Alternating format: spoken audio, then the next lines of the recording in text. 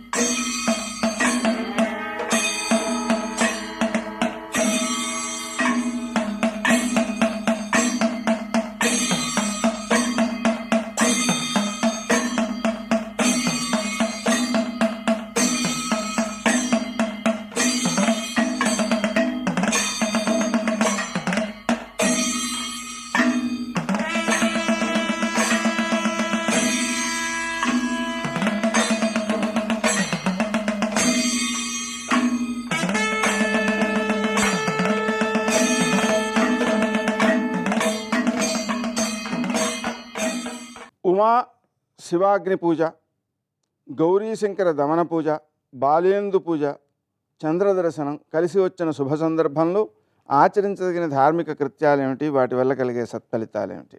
ఆహారం 3 విధాలుగా ఉంటుంది, యజ్ఞము 3 విధాలుగా ఉంటుంది, తపస్సు 3 విధాలుగా ఉంటుంది, దానము 3 విధాలుగా ఉంటుంది. అంటే ఇప్పుడు ఎన్ని చెప్పబోతున్నాడు ఈయన? 4. ఆహారం, యజ్ఞం, తపస్సు, దానం, ఒక్కొక్కటి 3 విధాలు. గురువు గారిని తలుచుకుని నమస్కారం చెయ్యకుండా ఏ కార్యం చెయ్యకూడదు. శ్రీ గురుభ్యో నమః అని ప్రారంభం. దుర్యోధనుడు శల్యుడితో ఇలా అన్నాడు, ఓ మద్రరాజా, యుద్ధంలో కర్ణుడి యొక్క ఉత్తమాశ్వాలను వశం చేసుకో.